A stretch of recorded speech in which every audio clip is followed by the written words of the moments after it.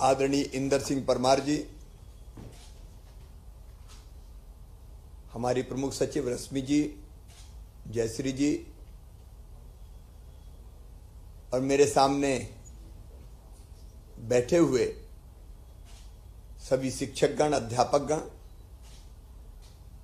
आज शिक्षक दिवस पर मैं आप सबको प्रणाम करता हूं, आप सबका अभिवादन करता हूं। आज देश के महान शिक्षक, उद्भट विद्वान और भारतीय संस्कृति परंपराएं, जीवन मूल्यों को जानने वाले पूर्व राष्ट्रपति आदरणीय डॉक्टर सर्वपल्ली राधाकृष्णन जी के चरणों में भी मैं कोटि कोटि प्रणाम करता हूं। कोरोना काल के कारण आज वीडियो कॉन्फ्रेंसिंग के माध्यम से ही हम ये कार्यक्रम कर रहे हैं, लेकिन बचपन से भारत में तो हमें सिखाया गया है, गुरुर् ब्रह्मा गुरुर् विष्णु गुरुर्देवो महेश्वरा गुरुर् साक्षात परम ब्रह्म तस्मै श्री गुरुवे नमः। ब्रह्मा विष्णु महेश सब गुरु है। हमारे यहां कहा गया, गुरु गोविंद दोऊ खड़े काके लागू पाए, बलिहारी गुरु आपकी गोविंदियो बताए। गोविंद से ऊपर अगर महत्ता है तो वो गुरु की महत्ता है। और मैं तो स्वयं उदाहरण हूं। हम लोग तो ग्रामीण परिवेश से आते हैं, इंदर सिंह जी भी वहीं से हैं, और सरकारी स्कूलों में पढ़े हुए लोग हैं। कोई प्राइवेट और पब्लिक स्कूलों में नहीं पढ़ा हमने, लेकिन हमारे प्राथमिक शाला के जो गुरु हैं अभी भी, मेरे श्री श्रद्धेय रतनचंद जैन जी, मुझे आज भी याद है, जो पहली, दूसरी, तीसरी और चौथी में उनने जो मुझे शिक्षा दी, उसी ने मेरी जिंदगी को बनाया, जीवन को सही दिशा दी। उस समय मैं इस कार्यक्रम के माध्यम से, क्योंकि इस कार्यक्रम का प्रसारण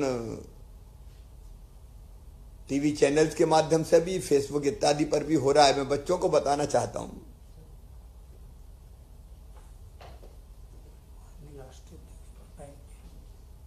मैं 5 मिनट के बाद 1 मिनट बता दे, कार्यक्रम चल रहा है अभी, तुरंत करता हूं, मैं अब भी करता हूं।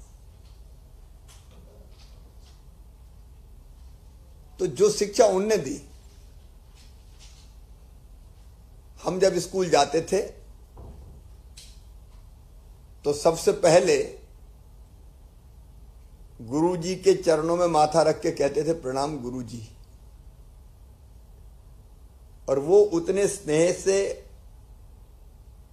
और प्रेम से हमको शिक्षा प्रदान किया करते थे, और उसमें नैतिक शिक्षा का बड़ा हाथ होता था। सदैव माता पिता गुरु का आदर करना, क्या करना क्या ना करना, यह हमको सिखाया जाता था। मैं उसके विस्तार में नहीं जा रहा। हमारे यहां कहा गया कि वास्तव में शिक्षा के, विद्या के 3 उद्देश्य हैं: ज्ञान देना, कौशल देना और रोज नागरिकता के संस्कार देना। और मुझे खुशी है कि शासकीय स्कूलों के हमारे शिक्षक भी, बहुत जगह तो अनेकों आदर्श उपस्थित किया उनने। हमारे 10वीं का 12वीं का जो रिजल्ट है, उसमें प्राइवेट विद्यालयों से अच्छा हमारे शासकीय विद्यालयों का आया है। इसके लिए भी मैं उन्हें बधाई देता हूं। शिक्षक दिवस की भी शुभकामनाएं। इस समय शिक्षा के प्रति अपना तन, मन और जीवन समर्पित करने वाले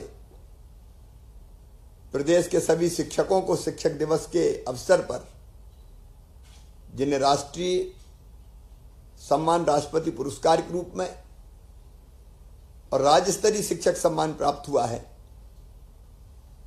उन सभी को भी मैं हार्दिक बधाई देता हूं। एक समय था जब शिक्षा की सारी व्यवस्था चौपट थी।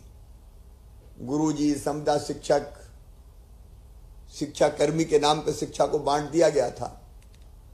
हम लोगों ने कोशिश की उस शिक्षा की व्यवस्था को भी ठीक करें, शिक्षा संवर्ग का संविलियन करके फिर से गठन करें और हमारे शासकीय शिक्षकों के खोए हुए सम्मान को हम वापस दिलाने की कोशिश करें, और वो काफी अर्थों में हम लोग कर पाए हैं।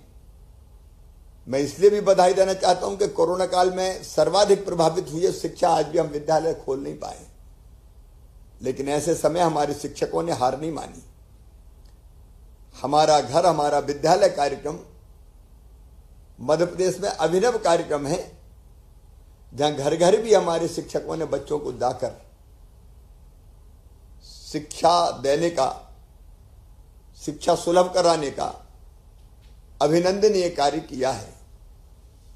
ऑनलाइन शिक्षा के रूप में भी स्कूलों में भी और कॉलेजेज में भी बहुत उल्लेखनीय प्रयास किए गए, इसके लिए भी मैं बधाई देता हूं। हम सब जानते हैं कि प्रधानमंत्री जी के नेतृत्व में नई शिक्षा नीति आई। उस शिक्षा नीति के बेहतर क्रियान्वयन के लिए, मध्य प्रदेश में सबसे पहले क्रियान्वयन के लिए हम लोग प्रतिबद्ध हैं, और उसकी कई चीजों को मध्य प्रदेश में हम लागू करेंगे। आगामी 3 वर्ष में जो आत्मनिर्भर मध्य प्रदेश का हमने लक्ष्य बनाया है, उसमें शिक्षा जो हमारे जीवन के निर्माण का काम करती है बच्चों के,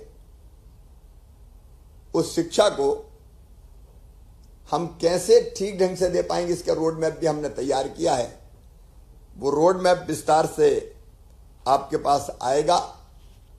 नई शिक्षा नीति में विशेषकर व्यावसायिक शिक्षा भी, जो 6वीं की क्लास से ही देना है, उस पर भी हम विशेष ध्यान देंगे। शिक्षकों के प्रशिक्षण पर विशेष ध्यान दिया जाएगा, ताकि एक ऐसा टैलेंट पूल हम बना सकें जो भविष्य में मध्य प्रदेश में रहकर भी आने वाली पीढ़ियों का विकास कर सके। हमारे विद्यालयों के बारे में भी हम बहुत गंभीरतापूर्वक विचार कर रहे हैं। क्या हम ऐसे विद्यालय प्रारंभ करें